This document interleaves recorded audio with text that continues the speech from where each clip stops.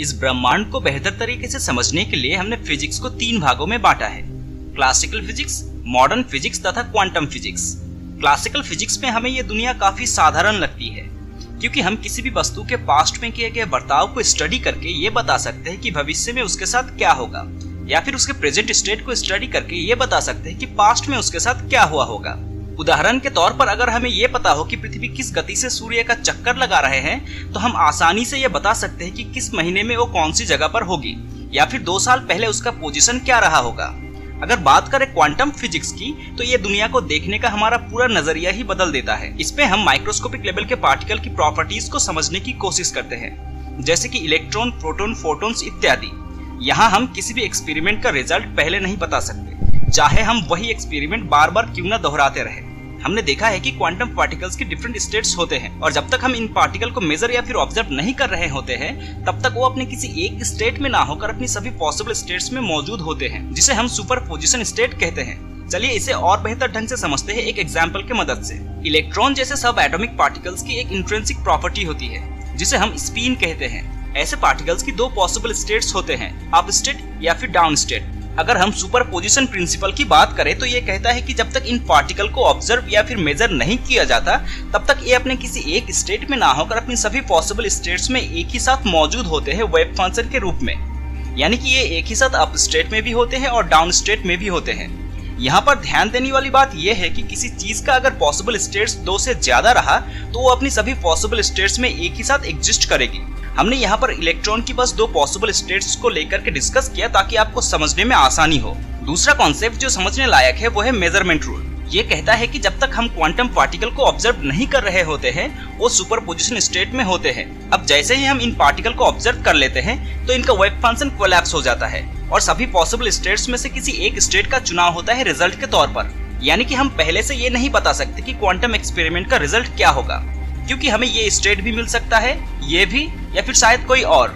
अगर ये सही है तो ये प्रिंसिपल बड़ी वस्तु जैसे कि इंसान, जानवर तथा हमें दिखाई देने वाली हर वस्तु पर लागू होना चाहिए, क्योंकि सभी कुछ क्वांटम पार्टिकल से बने हुए होते हैं। पर हम जानते हैं कि ऐसा नहीं होता, यानी कि हमें दिखाई देने वाली हर वस्तु सिर्फ हमें एक ही स्टेट पर दिखाई देती है, ना कि कई स्टेट्स पर। जैसे कि एक गाड़ी या तो रुकी हुई हो सकती है या फिर चलती हुई। क्या आपने कभी ऐसी कोई गाड़ी देखी है जो कि एक ही समय पर रुकी हुई भी है और चल भी रही हो?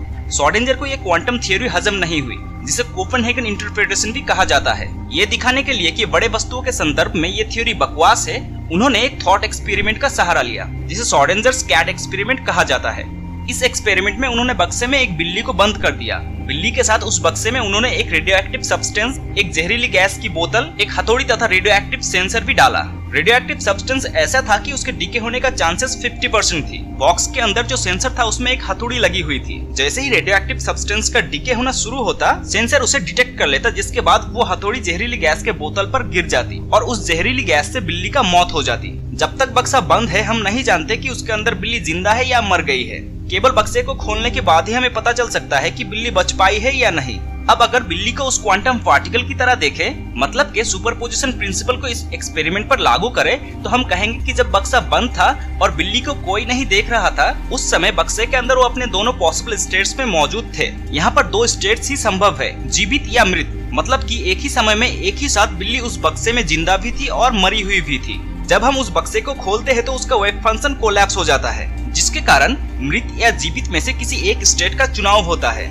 यही कारण है कि अगर हम इस एक्सपेरिमेंट को बार बार दोहराते रहे, तो हमें हर बार अलग रिजल्ट मिलेगी।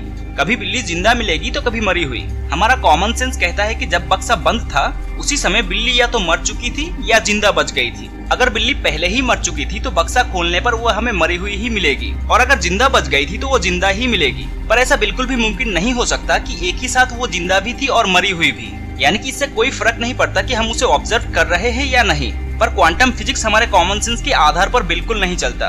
अनगिनत एक्सपेरिमेंट्स ने कई बार दर्शाया है कि क्वांटम पार्टिकल्स हमारे सोच से बिल्कुल परे बर्ताव करता है। ये ऐसा बर्ताव करता है कि आम जिंदगी में हम कल्पना भी नहीं कर सकते।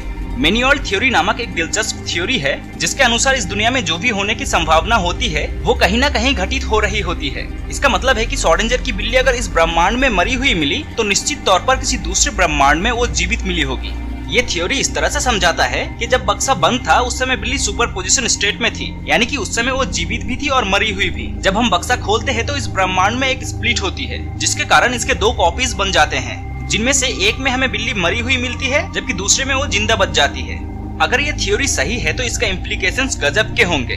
अभी आप शायद सोच रहे होंगे कि इस थ्योरी के पीछे का लॉजिक क्या हो सकती है, तो आइए इसे क्वांटम एंटेंगलमेंट के मदद से समझते हैं। जैसा कि मैंने पहले ही बताया कि सब एटॉमिक पार्टिकल्स की एक से ज्यादा स्टेट्स होती है। अगर दो सब एटॉमिक पार्टिकल जो कि एक दूसरे के साथ इंटेंगल्ड है, यानी कि एक पार्टिकल का स्टेट दूसरे पार्टिकल के स्टेट के ऊपर डिपेंड करती है, ऐसे में इन दोनों इंटेंगल्ड पार्टिकल को चाहे एक दूसरे से कितना भी दूर क्यों न रखा जाए, इन दोनों के बीच में जो इफेक्ट होगा वो इंस्टेंटेनियस ही होगा। मान लीजिए दो इंटेंगल्ड पार्टिकल्स में से किसी एक इंटेंगल्ड पार्टिकल को ब्रह्मांड के एक छोर और दूसरे पार्टिकल को ब्रह्मांड के दूसरे छोर पर रखा जाए, और ऐसे में इन दोनों पार्टिकल्स में से किसी एक पार्टिकल को अगर ऑब्जर्व किया जाए तो इन दोनों के बीच का एंटेंगलमेंट टूट जाएगी और ऑब्जर्व किया गया पार्टिकल की स्टेट के ऑपोजिट स्टेट दूसरे छोर पर मौजूद पार्टिकल में मिलेगी, यानी कि ऑब्जर्व किया गया पार्टिकल की स्टेट के अकॉर्डिंगली दूसरा पार्टिकल भी अपना स्टेट चेंज कर लेगी, वो भी बिल्कुल उसी समय। मेनियोल्ड थ्योरी कहता है कि ब्रह्मांड के पास अगर एक से ज्यादा विकल्प मौजूद होते हैं तो वो अपने कई कॉपीज बनाते हैं जहां वो सभी कुछ घटित होता है जिसका होने का संभावना होती है। ऐसे में एक ऐसी भी दुनिया एग्जिस्ट करती होगी जहां पर हिटलर शायद सेकेंड वर्ल्ड वॉर जीत गया होगा, या फिर ऐसी दुनिया भी होगी जहां पर डायनासोर अभी भी जिंदा होंगे।